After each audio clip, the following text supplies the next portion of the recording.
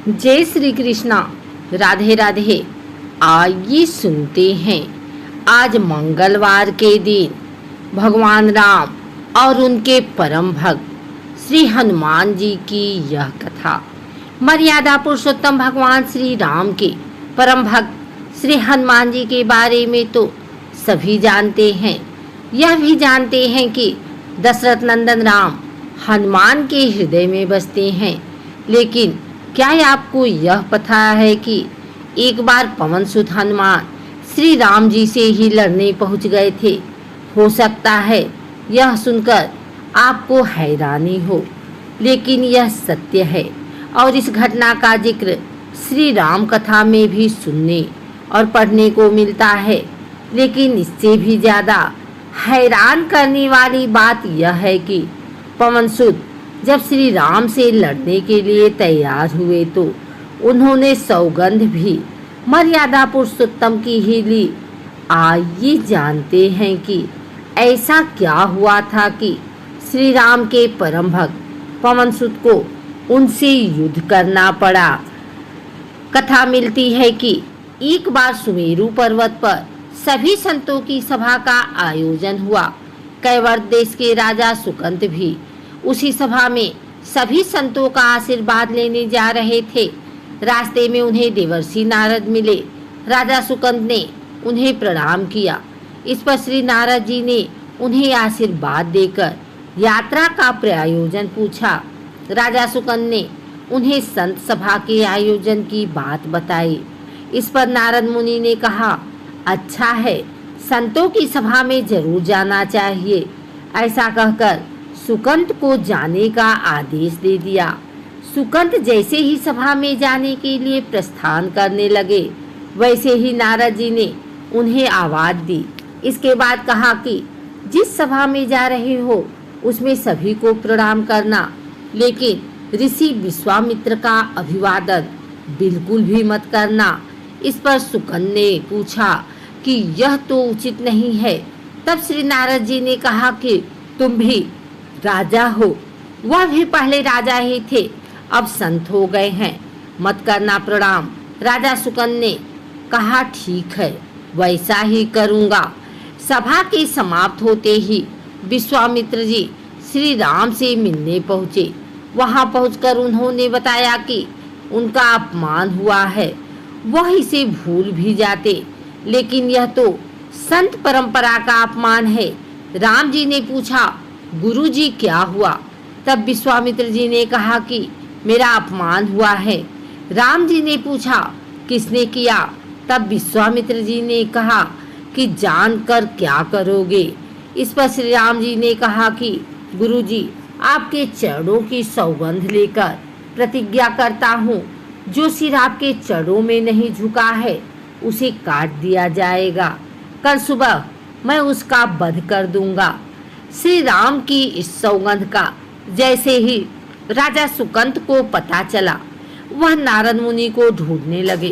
काफी देर तक वह परेशान रहे, लेकिन नारद मुनि उन्हें मिल ही नहीं रहे थे। व्याकुल होकर जब वह रोने लगे, तब नारद जी प्रकट हुए। सुकंत ने हाथ जोड़कर उन्हें सारी बात कह सुनाई, साथ ही प्राणदान की विनती की। इस पर नारद जी ने उन्हें माता अंजनी के शरण में जाने की सलाह दी। यह भी कहा कि अगर उन्होंने तुम्हें बचाने का वचन दे दिया तो तुम जरूर बच जाओगे। लेकिन यह भी कहा कि वह किसी को यह नहीं बताएंगे कि नारद जी ने उन्हें यह सलाह दी है। राजा सुकंत के रोने की आवाज़ सुनकर माता अंजनी बाहर पहुंची। तब उन्होंने कहा कि माता, मुझे बचा ले, अन्यथा विश्वामित्र जी मुझे मार डालेंगे। इस पर माता अंजनी ने सुकंत को उनके प्राण बचाने का वचन दिया। उन्होंने कहा कि तुम शरण में हो, तुम्हें कोई नहीं मार सकता। इसके बाद राजा सुकंत को विश्राम करने के लिए कहा। शाम ढले जब हनुमान जी माता अंजनी के पास पहुँचे तो उन्होंने सारी बात बताई, लेकिन सुकंत को बुलाने से पहले पवन सुत से सौगंध लेने को कहा। तब श्री हनुमान जी ने कहा कि वह श्री राम के चरणों की सौगंध लेते हैं कि वह सुकंद के प्राणों की रक्षा करेंगे। तब माता अंजनी ने राजा को बुलाया। हनुमान जी ने पूछा, कौन है तुम्हें मारना चाहता? तब सुकंद ने बताया कि श्री राम उन्हें मार डालेंगे। इतना सुनते ही माता अंजनी हैरान रह गई। उन्होंने कहा कि तुमने तो विश्वामित्र जी का नाम लिया था। तब राजा ने कहा कि नहीं, वह तो मरवा डालना चाहते हैं, लेकिन मारेंगे तो राम ही।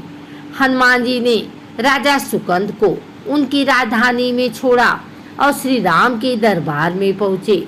वहाँ पहुँचकर उन्होंने राम जी से पूछा कि वह कहाँ जा रहे हैं। तब मर्यादा पुरुषोत्तम ने बताया कि वह राजा सुकंद का वध करने जा रहे हैं। तब हनुमान जी ने कहा, प्रभु उसे मत मारिए।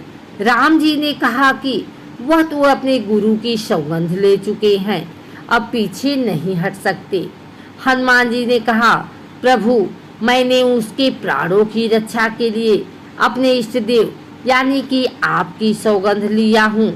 तब राम जी कहते हैं कि ठीक है, तुम अपना वचन निभाओ, मैं तो उसे मारूंगा। हनुमान जी राजा सुकंद को लेकर पर्वत पर पहुँचे और राम नाम का कीर्तन करने लगे।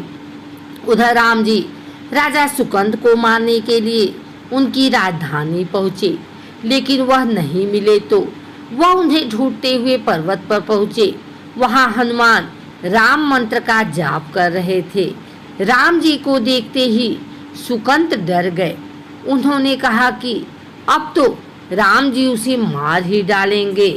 वह बार बार हनुमान जी से पूछता कि बच जाएंगे हम। तब उन्होंने कहा कि राम मंत्र का जप करते रहो और निश्चिंत रहो, भगवान नाम पर पूरा भरोसा रखो।